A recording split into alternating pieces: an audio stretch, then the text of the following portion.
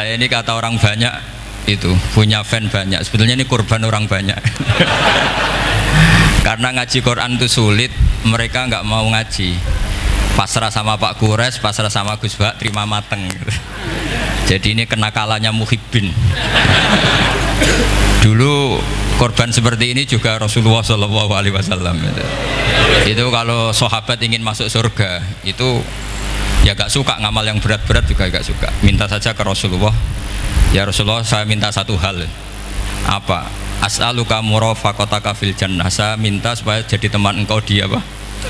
Surga. Tapi yang jelas Nabi tidak jawab secara gratisan. Nabi ngendikan fa'inni ala nafsika fi kasratis sujud. Kamu membantu saya, kamu harus memperbanyak apa? Sujud. Jadi kalau ada kiai dimintai saya ingin di surga sama engkau kiai, itu nggak boleh gratisan, harus fa'inni ala nafsika fi kasratis sujud. Tapi saya ini punya ajaran yang sebetulnya agak sesat tapi masuk akal. Ini saya mohon karena saya memang punya bapak seneng guyon, punya Mbah Mun kiai saya juga seneng guyon. Karena beliau katanya gini, nak kiai ra guyon kok dianggap gak bahagia ya. Saking panitia dikira kurang sangu gitu katanya. Sehingga ajarannya beliau memang sementara orang Islam itu pokoknya guyon ketok bahagia dengan Islamnya, bahagia dengan Tuhannya, bahagia dengan nabinya. Qul bi fadlillah wa bi rahmati fa bidzalika wal yafrah. Lah bahagia paling gampang ekspresinya nggih guyon niku. Ngetokno di Alphard dadak repot. Ngetokno di dhuwit akeh ya dadak repot. Nak guyon nak murah nggih. Itu beberapa sahabat itu saking cintanya Nabi. Itu cara berpikir kayak teman saya itu sering nasihatin saya, Gus, ojo soleh nemen-nemen. Engkok nak ning swarga mari bareng Mbah Mun sungkan katanya. Jadi kalau terlalu soleh kan surganya sama guru-guru kita kan tidak enak itu. Kalian kalau di surga kan nggak kebayang mesti polanya kayak apa gitu. Lama punya istri tidak cantik, di sana apa? Cantik. Nah itu kalau jejer guru kan sungkan gitu. Jadi makanya kata teman saya, soleh pas-pasan ya Gus, ben swarga ini nggak sama siapa? Mbah Mun katanya, sungkan katanya. Nah ternyata pikiran itu juga ada di sahabat. Ya Rasulullah, saya puas-puaskan melihat engkau di surga. Kenapa? Saya tidak mesti masuk surga. Kalaupun di surga beda kelas dengan jenengan. Jadi para sahabat ya sadar, kalaupun di surga beda kelas dengan jenengan. Tapi pelajaran yang kita bisa terima adalah bahwa semuanya itu harus ada amal kita. Sehingga Nabi ngendikan fa'inni ala nafsika bikasrotis sujud. Maka tolonglah saya untuk mengabulkan permintaan kamu dengan memperbanyak apa? Sujud. Saya akhir-akhir ini sering kampanye tentang sujud. Caranya gimana? Ini sekaligus untuk anak-anak PSQ utamanya karena yang mengkaji Quran. Kata ulama, mentahbib ya, menyenangkan orang kepada Allah itu butuh bayinah. Bayinah itu logika yang kebenarannya itu cara Jawa itu jelas welo-welo, sangat jelas. Namanya al-bayinah. Saya ulang lagi ya, namanya apa? Al-bayinah. Sehingga dengan logika itu orang yang kafir saja menjadi mukmin, yang fasik menjadi soleh, yang soleh bila ilmin menjadi soleh bil ilmi atau bil hujjah. Itu yang disebut Allah, lam yakunil ladzina kafaru min ahlil kitabi wal musyrikina munfakina hatta ta'tiyahumul bayyinah. Siapa itu? Rasulun minallah yatlu suhufam mutahharah. Jadi kemampuan argumentatif itu yang harus kita bela-belain. Saya di sini sangat terhormat karena saya bisa matur di depan Pak Kures. Saya dulu sering baca buku-buku beliau. Jadi saya nggak mungkin jadi pesaing beliau karena saya ini saya ngidolakan beliau, jadi nggak mungkin jadi pesaing beliau. Tapi kalau mutammim ikut menyempurnakan keinginan besar-besar beliau mewujudkan Islamiyah wasatiyah, insya Allah diminta atau tidak diminta harus kita bantu. Harus apa? Nah bayinahnya apa? Bayinahnya begini. Bayinah itu satu argumentasi yang jelas begini. Ada seorang ekstremis itu, singkat cerita mau ngebom tempat-tempat maksiat. Yang maksiat ini orang-orang Islam juga. Tapi saya tidak nuduh sampean, pokoknya orang-orang Islam juga. Terus ditanya sama orang yang Islam moderat, andaikan mereka nanti mati dalam keadaan demikian, aina masiruhum, lalu mereka kemana? Ya ilanar, karena mati dalam keadaan maksiat. Terus ditanya sama yang moderat tadi, moderat soleh maksudnya, bukan moderat liberal, moderat soleh.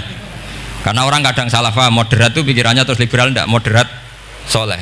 Terus kata si moderat tadi, akan adzalika muradan nabi, apa umatnya masuk neraka itu yang diinginkan nabi? Kaget si ekstremis tadi, kebetulan ini ekstremis yang masih mau mikir. Terus enggak, itu enggak yang digedaki nabi. Kalau gitu ya jangan, kita tunggu tobatnya, kita proses bersama supaya mereka mau tobat. Karena dukhuluhum annar itu tidak muradan nabi, tidak yang digedaki Nabi Muhammad SAW. Nah, cerita seperti ini tentu ada padanannya. Padanan itu artinya kias ya, kias dalam hadis sahih. Saya yakin hadis itu sahih. Kalaupun itu dhaif itu yata'ayyadu bi fatwal ulama, menjadi kuat karena banyak ulama yang fatwakan seperti itu. Saya pastikan itu diriwayatkan Qadhi Iyad dalam kitab Asy-Syifa, juga diriwayatkan Ihya, juga diriwayatkan di Hayatus Sahabah. Di situ ada sekian sanad sing yuqawi ba'duhu ba'dur. Kenapa ini saya utarakan? Karena di kota itu sanggerono hadis itu takokno sahih ta ora. Kadang sing takok ya ndak paham itu. Maca kitab ra iso kok takok sahih ta ora. Yang ditanya juga aneh. Terus berusaha jawab. Padahal kadang ya ndak bisa juga jadi. Di hadis itu ada penjelasan begini. Ada seorang Arabi itu orang Bedui lah, orang yang kurang peradaban. Minta sesuatu pada Rasulullah SAW. Karena Nabi itu tidak orang kaya, Nabi tidak jutawan, tidak hartawan, dikasih. Mungkin kalau uang sekarang mungkin 50.000 atau berapa. Orang itu gerutu segrutu-gerutunya. Nabi kok pelit gitu, kira-kira seperti itu. Akhirnya sahabat ini merasa tidak nyaman, ingin, karena ini Arab ya, ingin mengadili ini. Saya membahasakan mengadili itu ya ada Arabnya, karena kadang ada riwayat misalnya fahamma ayyadribuhu, nanti juga repot, ayat tuluhu juga repot. Makanya kalau Kiai Jawa itu kadang maknani bahasa Arab itu bingung, dan memang baik bingung daripada enggak bingung. Karena kalau yang enggak bingung itu keliru pede. Misalnya jika istri kamu agak rewel itu begini-begini gitu. Terus ada kalimat wadribuhun, maka pukullah. Itu kalau orang nggak bingung langsung diterjemah mukullah, nanti dilaporkan Komnas HAM gitu. Tapi kalau yang bingung itu akhirnya tatallub mencari-cari. Ternyata di semua tafsir disebut dorban ghairu mubarrihin, ya mukul tapi yang tidak menyakiti. Jadi kekeliruan itu pasti dimulai orang-orang yang nggak bingung. Jadi ilmunya nggak cukup, akhirnya nggak bingung. Bingung itu penting. Loh betul, nggak ada orang alim kecuali dari bingung. Karena orang alim itu nggak bisa pede, karena referensinya banyak, kemungkinannya banyak. Sehingga mesti pikiran pertama kalau ada lafadz ini maknawi apa lafzi, ini mahmul apa enggak, ini mansuh enggak, ini muqayyad mutlak enggak. Ini sekaligus jadi pusat studi Quran, jadi supaya teman-teman memang seperti itu. Kata wadribuhun, maka pukullah. Saya masih ingat betul ketika Pak Quraisyab nulis di Membumikan Al-Quran tentang alak. Itu kalau orang ahli embriologi di mana nih alak segumpal darah itu mesti tertawa-tawa, karena nggak ada dalam proses embriologi orang lewat proses segumpal apa? Darah. Tapi kalau alak itu madatul kalimah dari kata aliko ya'liko alakon, sesuatu yang menempel, jadi zigot yang berhasil menempel di dinding rahim itu yang jadi anak. Itu ya normal saja, memang itu terjadi. Ya barokahnya bingung tadi. Atau alak dimaknai segumpal darah tapi min haitsul jinsiyah. Artinya haitsul jinsiyah itu sejenis ini. Jadi bukan di proses embriologinya tapi di jenisnya, supaya orang tidak sombong diistilahkan min alak, tapi maknanya min jinsil alak, bukan alaknya tapi jenis alak. Itu kayak Abu Bakar itu kalau sedang bully manusia yang sombong-sombong itu, kamu kok sombong, kamu itu keluar min makhrajil bauli marroten katanya. Gitu. Supaya orang tidak sombong itu diistilahkan manusia itu yakhruju min makhrajil bauli apa? marroten. Kan kamu keluar dari makhrajil bauli berapa? 2 kali kan? Minar rojul lewat penis, terus nanti lahir juga lewat min makhrajil baul. Jadi untuk mengadili manusia supaya tidak sombong diistilahkan keluar min makhrajil baul marroten. Nah mungkin alak kalau maknanya segumpal darah itu maknanya jenisnya seperti ini. Kenapa kamu sombong? Jangan digugat tentang itu proses embriologi kalau itu tidak ngalami itu. Jadi akhirnya barokahnya bingung itu alak dari proses embriologi maknanya apa? Aliko ya aliku alakon, sesuatu yang nempel, yang sukses nempel di dinding rahim. Tapi dari segi jenis mendidik tawadu, mendidik khafdul janah lil mukminin, mendidik adzul wal ingkisar, rasa hina, nah itu dengan makna tadi. Saya teruskan ya. Si Arabi tadi karena dikasih 50.000 gerutu terus akhirnya Nabi memanggil Arabi tadi karena mau dipukulin sama sahabat. Nggak tahu mau dipukulin atau mau dibunuh, nggak tahu, pokoknya dikerasin tadi.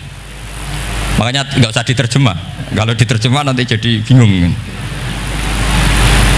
Terus akhirnya dibawa sama Nabi, diajak masuk, dikasih banyak sama Nabi, kasih banyak. Ditanya sama Rasulullah, kamu sudah puas ya Arabi?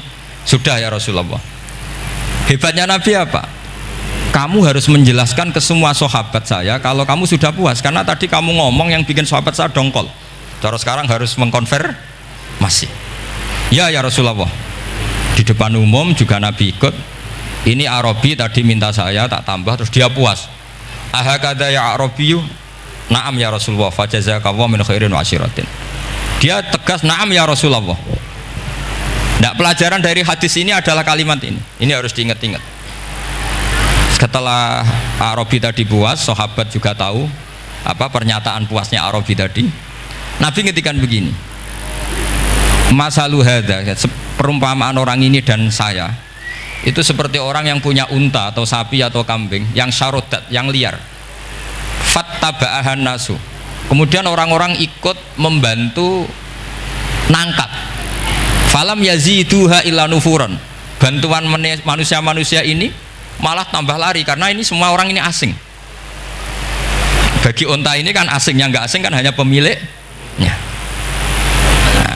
terus kata si pemilik unta tadi, khallu baini wa baina naqati, sudah saya tidak usah dibantu. Fa ana arfaku, biasa lebih sayang kepada unta saya. Orang nggak ikut bantu semua, terus kemudian unta itu dipanggil, fa akhadha minkum amil ardi, kira-kira diambilkan rumput, terus unta itu mau nurut. Intinya apa? Kalau orang tidak bakat kiai, nggak bakat dai ilallah, kok ngajak-ngajak Islam itu falam yaziduha ila nufuron, kira-kira gitu. Karena lebih banyak emosinya ketimbang teknik proses tadrijinya, tasreknya. Akhirnya itu jadi pelajaran ke kita. Pelajaran kedua, Rasulullah ngendikan begini, andaikan kamu membunuh si Arabi tadi, bahasanya yang membunuh, kalau ini tak terjemah nggak apa-apa, wong andaikan saja. Andaikan kamu membunuh si Arabi tadi dalam keadaan membenci saya, yaitu ngomentari Nabi adalah kikir, maka dakhalan nar, orang ini akan masuk neraka karena dia mati dalam keadaan sakhitan dan Nabi SAW. Dia mati berstatus benci kanjeng. Tapi uniknya dalam Islam segampang itu, ketika si Arabi tadi mencintai Nabi itu karena dibayar, karena diservis, dan itu cukup loh dalam Islam itu. Mencintainya Nabi itu karena dikasih uang lagi. Akhirnya dia senang Nabi meskipun karena dikasih uang. Tapi jangan diteruskan setelah senang Nabi dibunuh masuk surga, ya tidak usah gitu. Nanti jadi repot tadi. Tapi intinya apa? Islam itu semudah itu. Yang menerima kebenaran karena servis saja diterima sama Allah Subhanahu wa Ta'ala. Nah ini di sini pentingnya kiai-kiai yang wasatiyah, yang ceria, yang gampang. Karena kita tidak ingin tanfir. Saya kemarin bikin makalah untuk 100 harinya guru saya Kiai Haji Maimun Zubair, tak beri judul Al-Intisar Limadhabi Syekhina. Itu diantara yang saya tulis adalah Sayyidina Umar itu pernah diprotes sama banyak sahabat, termasuk Abu Bakar, karena Abu Bakar ke Umar ini lewat penunjukan. Kata para sahabat, ya Abu Bakrin, kamu memasrahkan umat ini ke aghladin nas, orang paling kasar, yaitu Umar. Tapi apa? Ketika ada sahabat yang memberanikan diri tanya Sayyidina Umar, namanya Abdurrahman bin Auf, Kenapa engkau kasar pada umatnya Rasulullah Shallallahu Alaihi Wasallam? Jawabnya Umar itu unik. Fawwah, lakot lintu hatta khasyitu waha fil lain. Walakotis tatattu alaihim hatta khasyitu waha fis syiddah. Fa'ainal makhraj. Saya ketika lunak sama manusia, sebetulnya saya juga takut Allah. Ketika ngambil sikap lunak, karena lunak itu dianggap pembiaran. Bagi orang yang salah paham, lunak itu dianggap pembiaran. Kamu punya ponakan yang sering pacaran misalnya atau sering nakal, kamu lunak itu dianggap pembiaran. Pembiaran itu tidak mendidik. Tapi kalau kamu sebagai Pak Lek Pade terkenal keras, ponakamu ya ora tau sowan, itu ya ora iso didik sama saja. Ora kok berdidik, sowan saja gak berani, ketemu kamu lari gitu. Intinya apa? Terlalu lunak juga ada masalah, yaitu dianggap pembiaran. Terlalu keras juga ada masalah, kan hakikatnya nggak bisa didik. Orang-orang yang terlalu keras sama masyarakat ini kan nggak kau berdidik karena wong roh wis melayu. Tapi nak terlalu apian, kayak kula ini nyongkomu ya masih tak barno itu. Itu kan yo repot kan. Sehingga ngendikane Sayyidina Umar, fawwah laqad lintu linnas hatta khasyitu wa fillan. Ketika saya ngambil sikap lunak, sebetulnya saya juga punya khasyah karena dianggap pembiaran. Tapi ketika saya terlalu ekstrim, saya juga takut Allah. Jangan-jangan itu tanfir, menjadikan orang jauh dari orang-orang soleh, karena yang soleh terlalu keras. Fa'inal makhraj, lalu jalan keluarnya gimana? Ya jalan keluarnya tadi, wasatiyah tadi. Jangan lunak yang sampai pembiaran, ya jangan keras sampai orang tanfir. Ukurannya apa? Ya tanya anak-anak PSG nanti karena yang baru mengkaji apa? Wasatiyah. Jadi saya mohon referensi itu sebanyak-banyaknya, karena terus ada lagi saya punya cerita, ada seorang wali yang kalau doa itu agak neror Allah. Tapi itu kalau nggak wali nggak boleh, harus jadi wali dulu baru boleh.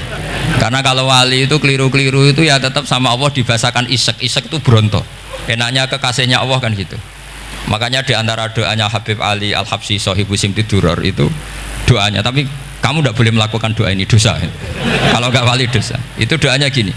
Waj'al sayyiati man ahbabta. Jadikan kesalahan saya itu kesalahan orang yang kau cintai. Jadi kamane cara Jawa wis kadung disayang, salah-salah wis bener gitu. Jadi waj'al sayyiati man ahbabta. Jadi kalau orang yang sudah super itu salahnya jadi apik. Tapi ya tidak salah sampai kayak zina maling, itu parah itu. Ada seorang wali doa di depan Rasulullah itu gini, ya Allah, jenengan punya dua pilihan. Jika jenengan menjadikan saya orang soleh, surah habibuka, maka kekasihmu ini akan senang. Dan yang susah itu musuh kamu, yaitu iblis, musuh engkau. Tapi jika engkau ingin saya ini dolim, jadi orang dolim, yang susah itu kekasihmu, yaitu Nabi Muhammad SAW. Yang seneng musuhmu, yaitu iblis. Mohon jenengan milih mawon, nyeneng no kekasihmu apa nyeneng no musuhmu gitu. Ya sudah, kan Allah tidak punya pilihan. Mana mungkin Allah ingin menyusahkan kekasihnya, yaitu kanjeng Nabi Muhammad SAW. Sama, semua ulama tidak ingin umatnya Nabi matu khinal maksiyah, mati dalam keadaan maka kita berusaha semaksimal mungkin, semoga mereka tobat. Semua Quran itu la'allahum yarji'un, la'allahum yantahun, diharapkan mereka Allah yang Tuhan saja, yang al-ghaniyul mutlak, Allah yang al-jabbar al-qahhar saja, sama orang-orang yang asrafu ala anfusi masih dipanggil-panggil wa anibu ila rabbikum wa aslimu lah. Allah yang Tuhan saja memanggil yang sedang di luar dipanggil masuk. Masa kita gara-gara soleh yang over, yang sudah di dalam mau dikeluarin? Itu kan apa-apaan itu. Makanya ini pasti tak dukung Islam Wasatiyah. Jadi saya dukung itu bihujjatin, bukan karena saya hormat Pak Kores orang sepuh, itu enggak. Memang bihujjatin. Kalau soal dukung karena orang sepuh itu etika namanya, apa? Etika. Tentu saya lakukan itu, pasti saya lakukan karena itu etika. Tapi lebih dari itu karena bihujjatin wadihah, bihujjatin bayinah. Memang logikanya seperti itu. Allah yang Tuhan saja selalu memanggil yang luar dimasukkan ke dalam. Masa yang sudah di dalam dikeluarin? Makanya kitab Ithaf, kitabnya Sayyid Zabidi itu, Sayyid Murtado Az-Zabidi, itu bab takfir, itu beliau ngeritik entek ngamek corong Jawa sampai sekian kuras. Sampai beliau mengutip fa innal imama la ayyukhti afil afi khairun min ayyukhti afil uqubah. Kowe de keputusan salah nyepuro luwih apik timbang salah nyekso. Nyepuro iku salah tetep bener. Tapi nak nyekso bener ora mesti bener. Fa innal imam la ayyukhti afil afi khairun min ayyukhti afil uqubah. Sehingga beliau terus hampir sekian kuras. Coba hadis di Muslim, di Sahih Muslim itu Usamah ya. Kalau di Sahih Muslim itu rawinya disebut Usamah bin Zaid. Tapi di beberapa riwayat ada yang menyebut itu tidak Usamah. Sehingga banyak syarah mengatakan itu ta'addudul waqi'ah. Memang kejadiannya dialami sekian sahabat. Itu ada perang gitu ketika musuhnya terdesak. Padahal musuh ini sudah memotong sekian tangan sahabat, ada yang sudah pernah bacok sahabat. Ketika terdesak dia mengatakan la ilaha illallah Muhammadur. Singkat cerita oleh Usamah tetap ditusuk sampai mati. Tapi sama Rasulullah ketika lapor, kamu membunuh setelah mengucapkan la ilaha illallah ya Usamah? Iya. Tapi innama qolaha muta'awidan, dia mengatakan kalimat itu karena muta'awidan, nyari perlindungan saja. Afala syaqaqta an batni, afala syaqaqta an qalbi. Sudah kamu lihat di dadanya kalau dia betul-betul ngomong karena muta'awid dan jangan-jangan karena iman betul. Terus memangnya ketika kamu iman, orang-orang sahabat itu rata-rata kan pernah kafir. Memangnya ketika kamu iman tak curigai kan? Enggak, langsung saya terima. Kenapa ini main curiga kira-kira? Sampai seperti itu saktinya kalimat la ilaha. Jadi kalaupun diomongkan muta'awidan saja tetap sah, meskipun ngomongnya hanya untuk perlindungan dari apa? Safe, dari pedang. Malah ada riwayat lain yang menyebutkan itu tidak Usamah di tafsir Qurtubi itu yang ya ayyuhalladzina amanu idza darabtum fi sabilillahi fatabayyanu wala taqulu liman alqa ilaikumus salama lasta mu'mina. Itu kalau di riwayat Qurtubi lebih ekstrim lagi. Si orang tadi tidak Usamah, jelas pastikan itu tidak Usamah, ada yang lain tidak Usamah. Itu bantah Nabi. Ya Rasulullah, andaikan belah dadanya orang itu saya belah, apakah kemudian saya tahu apa yang ada di hatinya? Jadi Nabi jadi dibantah. Ya rodok khawarid. Jadi Nabi masih dibantah. Kata Nabi, ya enggak, kamu tetap enggak tahu apa yang ada di hatinya. Loh, terus masalahnya apa? Masalahnya begini, setelah kamu belah dadanya, kamu tetap enggak tahu hatinya kan? Fala anta ta'lamu ma fi qalbi wala anta tusaddiqu ma fi lisani. Jadi kowe udah di wong kacau. Ngerti hatinya yang enggak, percaya lisannya juga enggak. Kan enggak ada hujah yang kamu ambil. Harusnya kata Nabi profesional dong. Nak roh hati ini rujukannya lisan. Lah ini enggak, hatinya kamu enggak tahu, lisannya enggak kamu percaya, langsung kamu pakai itu apa? Seperti saya sama jenengan kan gampang, aku raro niati sampean ngaji api apa raro. Sementing tak kongkon ngaji berarti seneng ngaji. Jadi jelas ada yang diambil. Makanya semenjak itu para ulama rata-rata itu hampir semuanya itu Islamnya wasatiyah. Karena ciri khas agama ini adalah wallahu yad'u ila daris salam. Selalu memanggil-manggil supaya orang masuk. Enggak ada ayat wallahu yukhriju min daris salam, itu enggak ada. Allah mengusir orang min daris, enggak ada. Nah, kalau sampean salahnya orang yang dicintai kayak Nabi Adam nasib sampean. Nabi Adam itu salah karena makan apa? Sajaratil khuldi. Kata cerita-cerita gitulah. Nanti bisa diperdebatkan. Sajaratil khuldi itu nama larangan, sebenarnya itu nama salah sebetulnya. Nanti tanya Pak Kures, itu kan sebenarnya gini. Istilah khuldin itu bahasa setan. Hal adulluka ala sajaratul khuldi wa mulki la yabla. Jadi iblis itu goda Adam, kamu ingin mangan pohon keabadian. Jadi kalau kita mengistilahkan sajaratul khuldi berarti mengesahkan istilah yang dipilih setan. Jadi masalah. Makanya saya enggak pokoknya anut-anut umumnya wong muni sajaratul khuldi ya ikut sajaratul khuldi, tapi ini sebetulnya bahasa yang dipakai setan. Singkat cerita Nabi Adam itu akhirnya makan tapi tidak banyak, makanya sebagian aja diredaksikan dzaqo itu ngicipi. Makanya ada akala, berarti zauk juga disebut aklu, tapi aklu yang sedikit disebut zauk atau dzaqo. Nah, ketika makan itu Allah duko, tapi duko be orang yang dicintai, diwarai. Cung Adam, kowe tak warai donga supaya tak sepuro. Jadi kaya anak apa minggat wong disayang, disangoni minggat lah tak sangon. Makanya waj'al sayyiati man ahbabta. Disangoni fatalaqa adamu min rabbih kalimatin fataba alaih. Makanya saya kalau baca ayat itu cek enak jadi sangoni. Maca iki jeng yo engko ben dadi minggat digani HP mbek dhuwit engko nek wis kepen mulai ya semulai. Makanya itu jadi Quran itu luar biasa. Akhirnya Nabi Adam yang benar diusir tapi sudah bawa bekal diwarai mbek pangeran. Nah ternyata apa? Maksiatu Adam itu maksiatu muazzimin. Maksiatnya orang yang sangat menghormati Allah. Jadi kalau kamu ingin jadi wali itu pertama harus kamu berstatus al-muazzim, al-musabbih. Ternyata kata kuncinya gini, kata tafsir Ibnu Katsir ini. Waqo sama huma inni lakuma laminan nasihin. Saya ini kan muridnya Mbah Maimun, muridnya bapak saya.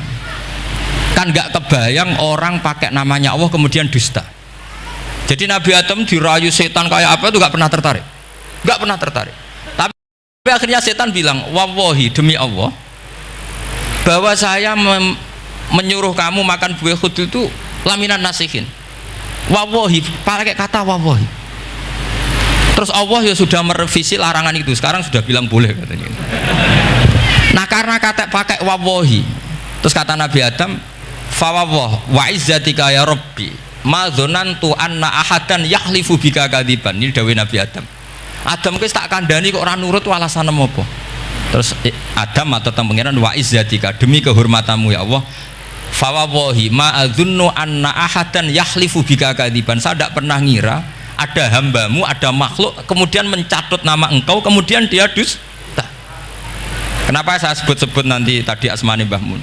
Andai kan saya punya teman biasa bodoni saya, biasa bodoni saya, nipu saya, terus bilang gini, Gus Bah jenengan ditimbali Mbah Mun, dan dia sumpah, kira-kira tak pikir apa enggak?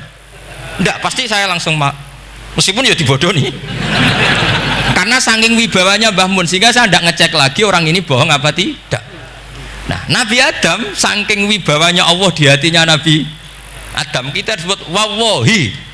Allah sekarang ngalalkan itu, sudah tidak pikir panjang karena dia tidak pernah ngira ada orang mencatut nama Allah kemudian dia dusta. Seperti di dunia santri misalnya ada yang dipanggil Habib Ali, masuk disumpah sih tenang taurah. Oh itu mesti teman yang biasa bodoni sampean lah mesti langsung saking takutnya kan gitu. Sampean takut istri dibilangi teman, bojomu nelpon, wah seulang. Itu mesti tidak dikonfirmasi lagi itu, saking takutnya itu. Nah Nabi Adam itu seperti itu, saking takzimnya kepada Allah sehingga ketika disebut wawahi, nah itu yang kata kuncinya waqo sama huma inni lakuma laminan nasihin fadallahuma bihur. Itu kalau sampean teliti, ini kesangannya Pak Kures pakai madatul kalimah itu kelihatan. Fadallahuma itu rujuknya ke iblis. Jadi Adam di situ korban terus. Kan waqo sama huma iblis sumpah ke Adam Hawa. Fadallahuma iblis menunjukkan Adam Hawa. Sehingga dia dua orang ini maksiat itu semuanya korban. Dia hanya sebagai objek. Kreatornya yaitu iblis. Tapi Nabi Adam sampai tertipu tuh gara-gara tadi. Wa izzatika ya Rabbi ma adzunnu anna ahadan yahlifu bika kadziban. Ketika menyebut nama engkau, saya tidak pernah mengira ada orang menyebut nama engkau kemudian dia dusta. Saya bayangkan orang paling brengsek sekalipun teman saya kalau bilang Gus sampean dipanggil Mbah Mun, tentu tidak saya pikir lagi. Atau di pondok sini, Kang diceluk Habib Ali, ditimbali Habib Ali, sampean konfirmasi apa enggak? Enggak kan? Apalagi ini Allah Subhanahu wa Ta'ala. Jadi uang nek sebakat wali. Itu begitu. Nah kalau jenis ini kok salah, itu waj'al sayyiati man ahbab. Kanjeng Nabi dalam lahirnya juga pernah salah dalam lahirnya, karena Nabi memberi izin orang-orang munafik gak ikut perang. Salahnya secara fikih adalah kewajiban perang zaman itu, karena zaman itu memang orang-orang kafir juga merangi kita sehingga kita dibolehkan merangi. Jangan hanya cerita Nabi perang berarti perang syariat ada gitu. Nabi perang karena diperangi. Jelas ayatnya udzina lilladzina yuqatalun, diberi izin bagi yang ngalami yuqatalun, diperangi baru diberi izin perang. Jangan langsung bangun tidur perang, itu enggak ada ayatnya. Qatilul ladzina yuqatilunakum, merangi yang merangi kamu, wa akhrijuhum ya min haitsu Akhrajukum ngusir, yang ngusir kamu. Jadi perang itu akibat bukan sebab. Akhirnya Nabi itu secara fikih itu salah. Secara fikih lah, karena memberi izin orang munafik. Tapi Allah ketika sama Rasulullah Muhammad SAW, karena kekasihnya, ngendikane sudah dimulai afawwahu angka. Muhammad tenang wae wis tak sepuro. Cuma aku takok, kena apa kok buka izin? Tapi itu kalimatnya afawwahu dimulai dengan kalimat yang menyenangkan, afawwahu. Jadi ibarat sampean salah sama orang tua. Wes sepeda mbok ora pamit itu serapa salah. Cuma aku tetap takok alasan apa gitu loh. Tapi bilang wis gak apa-apa, Cung. Sepeda motor iki mbok gawa, mbok dol iku ora apa-apa. Cuma aku takok kena apa. Tapi mukadimahe ora apa-apa sih. Kayak apa Allah sama nabinya. Jadi mengkonfirmasi saja dimulai dengan afawwahu angka. Lima adzinta lahum. Wong karwan wong munafik gak ndek ngamal malah mbok ora perang. Wis malah ora tau khidmah agama. Jadi makanya terus orang-orang soleh kalau berdoa apa? Waj'al sayyiati man ahbabta. Ya Allah, jadikan kesalahan saya adalah kesalahan orang yang kau cintai. Nah, yang paling dicintai Allah tentu umat Rasulullah Shallallahu Alaihi Wasallam. Saya tak beri ijazah. Kali ini tak ijazahkan nggak apa-apa, karena ini hadis sahih musalsal. Umatnya Nabi kok gak enak bi. Kontrak ebek pangeran sebelum salah itu sudah ada kontrak. Makanya Nabi itu ngendikannya bangga sekali. U'titu khamsan lam yu'tahunna nabiyyun qabli atau ahadun min qabli. Saya diberi 5 hal hadiah sama Allah yang umat sebelumku, nabi sebelumku tidak diberi hadiah itu. Di antara hadiah itu terbesar adalah wa'u'titu khawatima suratil Baqarah. Saya diberi hadiah akhir dari surat Baqarah. Kok ada hadiah gimana? Allah itu sudah naikkan kontrak dengan kita. Kita disuruh doa sama Allah. Rabbana la tu'akhidna in nasina waqta. Ya Allah, suatu saat saya salah, padahal kita pasti salah. Suatu saat Gusti, suatu saat kita salah, jangan kasih sanksi loh. Oke, mau oke. Itu lu itu kok udah enak gimana? Sebelum kita salah, naikkan kontrak sama Allah. Rabbana la tu'akhidna in nasina aw akhtana. Ya Allah, jangan jatuhkan sanksi kepada kita jika suatu saat saya lupa atau salah. Qala na'am, Allah jawab nah. Makanya Nabi senengnya bukan main tentang apa? Saya diberi hadiah akhir surat Baqarah. Tapi sekarang jadi fitnah tadi. Yang kiai NU baca itu dipakai tahlilan. Kadang-kadang yang baca agak paham. Yang kritik juga agak paham. Jadi ya sudah, innalillahi wa inna ilaihi raji'un. Sebetulnya itu diabadikan di tahlil itu karena itu surat yang luar. Tapi sebagian yang baca agak paham sehingga ya dingin saja wong enggak paham. Tapi kalau kita yang paham itu luar biasa. Wong belum salah sudah ada perjanjian la tu'akhidna in nasina aw akhtana. Sama Allah dijawab, nah, yo umatem nak salah orang langsung tak siksa. Aman. Maksudnya dintain tobat aja terus salah terus. Kayak apa? Makanya beda. Nabi itu begitu bangganya dengan surat akhir surat apa? Baqarah.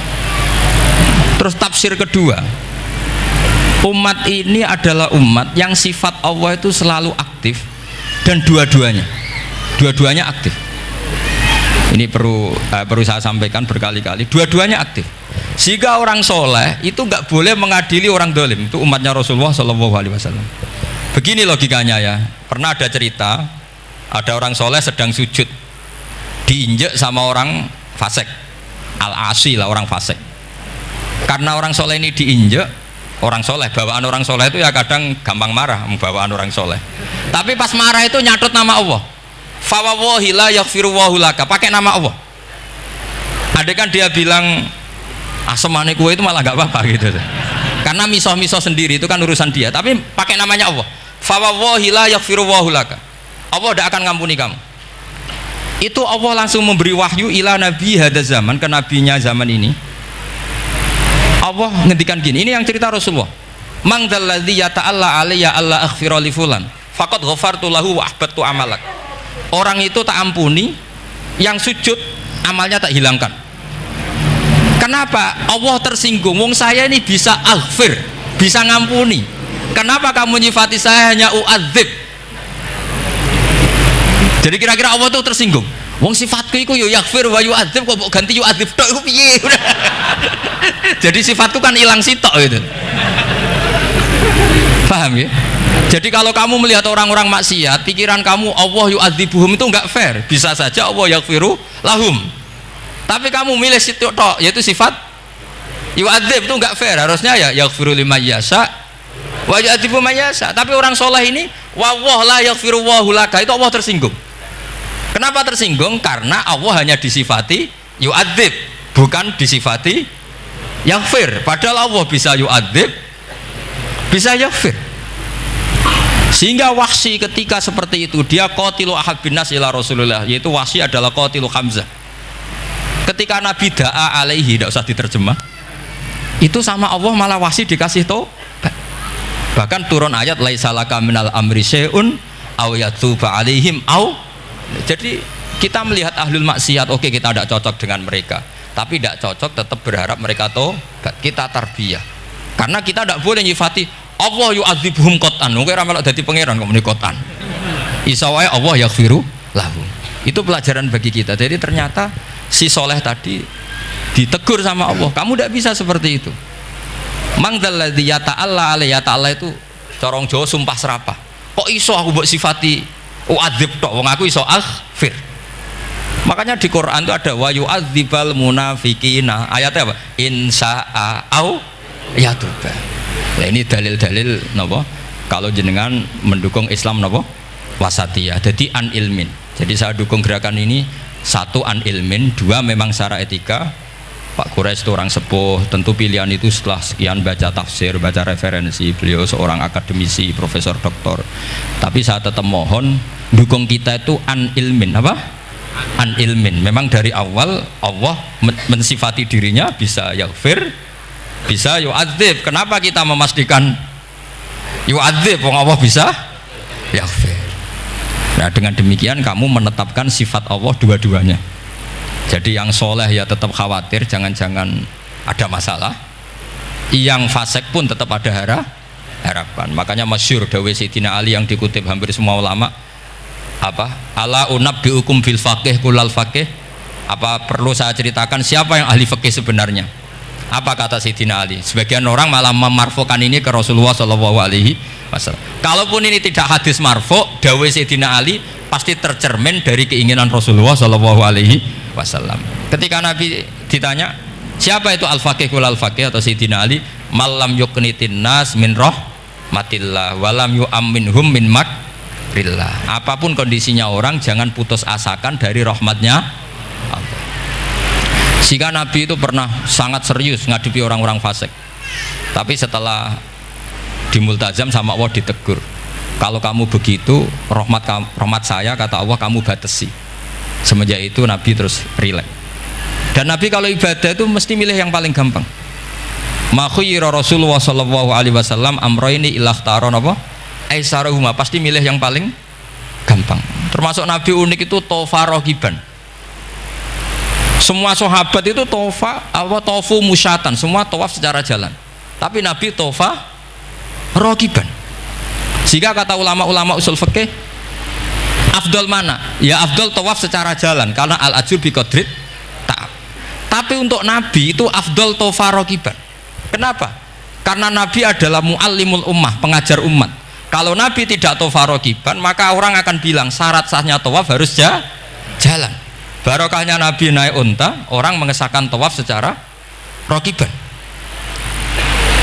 Tapi saya ini keterusan jangan nom-nom dong nganggo skuter kok teletabis. Ini kula ya ora cocok kan. Wah ya nak sing sepuh-sepuh itu cara kula berlebihan lah. Meskipun sah tapi kula nganti risih. Debuan terbenturan yang disai itu. Mbok yo itibak Nabi itu paling enggak ya kesamaan sepuhnya atau apa Nabi kan. Ini ndak, sementing sah apa? Wah repot ya.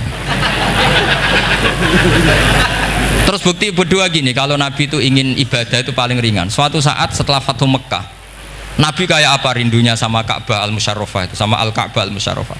Nabi saking rindunya minta sama Abu Tolhah al-Hajabi itu. Minta Utsman ya, Utsman bin Tolhah al-Hajabi itu. Utsman namanya ini. Minta kunci terus masuk Ka'bah. Itu keluar dari khimah, itu Nabi senengnya bukan main. Karena Fathu Mekah. Lebu Ka'bah senengnya bukan main. Tapi setelah keluar dari Ka'bah, itu kelihatan hazinan, kelihatan susah, tersiksa. Ditanya sama Sayyidah Aisyah, kenapa engkau gelisah padahal tadi kelihatan senang? Wadidtu anni lam adkhul. Saya suka andikan tadi saya ada masuk Ka'bah. Kenapa ya Rasulullah? Jangan-jangan umatku ngira ini penting. Dan itu berat. Sampai jadi perdebatan ulama fikih. Apakah sunat masuk Ka'bah apa? Enggak. Sebagian ulama bilang enggak. Alasannya Nabi getun cara Jawa itu kecewa, nyesel. Kenapa saat tadi masuk? Jangan-jangan umatku nanti merasa itu keharu dan itu repot. Nah kita tidak usah dilarang, memang tidak punya kesempatan. Alhamdulillah. Dilarang nggak dilarang, sudah tidak punya kesempatan. Nah ini yang terakhir kenangan saya mau menerangkan dan tambah mahabbah kepada Rasulullah Shallallahu Alaihi Wasallam. Ini betul, ini sesi terakhir ini. Begini. Salasun mangkun nafihi wajada halawatal iman. 3 hal ini kalau ada pada kamu atau pada siapa saja, maka menemukan halawatal iman, manisnya iman. Ini mungkin yang jarang dijelaskan orang adalah manis itu apa. Kata Ibnu Hajar al-Asqalani sebagai pensarah Bukhari, termasuk manisnya manis adalah al-iltizat al-aqli, merasa nyaman secara berpikir. Nanti saya bacakan takbirnya sebelum saya tutup ngaji bareng ini. Begini misalnya, kita ngikuti Nabi Muhammad SAW. Tentu beliau punya al-jamalul wajhi, Nabi itu orang paling ganteng. Tentu beliau punya al-jamalul sauti, suaranya Nabi itu luar biasa. Tapi yang paling luar biasa tentu al-jamalul akli, akalnya Nabi itu luar biasa jamal, luar biasa indah. Artinya gini, andaikan Anda seorang profesor atau seorang alim allamah, seorang kiai yang paling alim, terus dikasih tahu Nabi, misalnya dikasih tahu Islam, sing gawe donya iki iku Fir'aun, kan mesti tersiksa. Logikanya gimana? Wong Fir'aun lahirnya di bumi kok bikin bumi, kan dulu buminya timbang. Mesti ra iso turu sampe. Iki ajaran nopo ra iso turu. Tapi ajaran ini mengatakan sing gawe alam raya ini Allah. Allah itu awal, Allah itu qadim. Kan terus iso turu, wis adone lah. Nek sing gawe luwih dhisik. Paham ya? Terus sing gawe ku ala kulli syai'in qadir, wis adone lah, jenenge gawe alam mesti ala kulli syai'in qadir. Nah terus misalnya diajak paham ateis, alam ini ndak ada, kemudian ada, penciptanya apa? Ya ketiadaan. Oh ora iso turu sampean. Bagaimana mungkin al-adam yakhluqu maujudan, alam yang maujud diciptakan oleh Adam? Oh ora iso turu sampean. Itu kata Ibnu Hajar al-Asqalani, halawatul iman itu adalah ibaratun anil iltizat al-aqli. Halawatul iman dan ibaratun anil iltizat, agama ini nyaman secara akal. Kita disuruh menuhankan zat yang sifatnya itu luar biasa. Allah adalah qadim, tentu pencipta lebih dulu timbang yang diciptakan. Kan enak, keren kan? Terus alam yang maujudat, hadhil maujudat khalaqaha wajibul wujud. Ini maujudat diciptakan zat yang super wujud, yaitu wajibul, kan iso turu sampean. Oke, masuk akal. Nah, misalnya itu sampean dikabari hadhil maujudat khalaqahal adam. Ini maujudat diciptakan ketiadaan. Mesti kalian mikir iki waras ta ora sing ngene iki. Ya itu. Jadi apa? Kita halawatul iman itu usahakan maknanya sampai ngalami al-iltizat al-aqli, apa? Al-iltizat. Saya baca takbirnya saja. Ini di kitab saya Fathul Bari. Ini di juz 9, di kitab saya halaman 193 ya. Karena mungkin sampean beda cetakan atau enggak ada nomornya karena enggak punya, enggak tahu saya. Pokoknya ini Tapi ini nanti saya tak tinggal di Mas Wafa ini. Nanti yang enggak boleh di ngopi saja, di foto aja. Lumayan ben ngaji ku nganggo kitab ben kok wong alim gitu, keren ya. Saya baca Bismillahirrahmanirrahim. Halawatul iman. Beliau ngendikan wayal taddu bidzalika iltizazan aqliyan. Jadi orang merasa nyaman secara iltizazan aqliyan, akalnya merasa nyaman. Idzil iltizat al aqliyu idraku ma huwa kamalun wa khairun min haitsu huwa kadzalik. Jadi beliau mencontohkan gini, kamu disuruh minum obat. Beliau contohnya itu kamu disuruh minum obat. Tentu secara watak kamu tidak senang karena obat itu pahit. Tapi kamu merasa nyaman setelah sakit minum obat, merasa nyaman karena ada harapan sembuh. Jadi watak kamu tidak seneng, lidah kamu tidak seneng karena pahit, tapi akal kamu seneng. Wah enak aja, bar disuntik, bar diinfus, bar minum obat. Berarti itu namanya iltizazan aklian, akal kamu merasa apa? Nyaman karena telah melakukan sesuatu yang sesuai akal. Tak baca ya, misalnya al murad bil hubbi huwa al hubbul akli alladhi huwa itharu ma yaqtadi al aqlu salimu rujhana wa in kana ala khilafi hawan nafsi kal marid yu'afu ad-dawa bi tab'i fayan faru anhu wa yamilu ilai bi muqtado akli. Kayak kita sakit tentu dioperasi itu tidak seneng, bayangno wedhus apa usus diedel-edel kan enggak seneng secara hawan nafsi, paham ya? Tapi secara akal karena kamu divonis usus buntu, seneng mana setelah dioperasi sama sebelumnya? Lah seneng dioperasi itu namanya al-iltizat al-akli. Ini kata Ibnu Hajar al-Asqalani. Wal aklu yaqtadi rujhana janibi dzalik. Nah, terus saya teruskan. Idzil iltizat al-akliyu idrakuma huwa kamalun wa khairun min haitsu huwa. Jadi saya bayangkan, makanya saya kalau baca Quran itu sering saya nangis. Misalnya tadi, am khuliqu min ghairi syai'in am humul khaliqun am khalaqus samawati wal ard. Masa alam raya yang wujud ini semua maujudat kemudian dirumuskan bahwa penciptanya adalah al-adam, kenihilian, nihilisme. Kebayang nggak sampai ini suatu ruga misalnya ono nabi terus congkoe kudu iman alam raya ini sing wujud diciptakno ketiadaan. Wes ra iso turu yakin ra bener itu.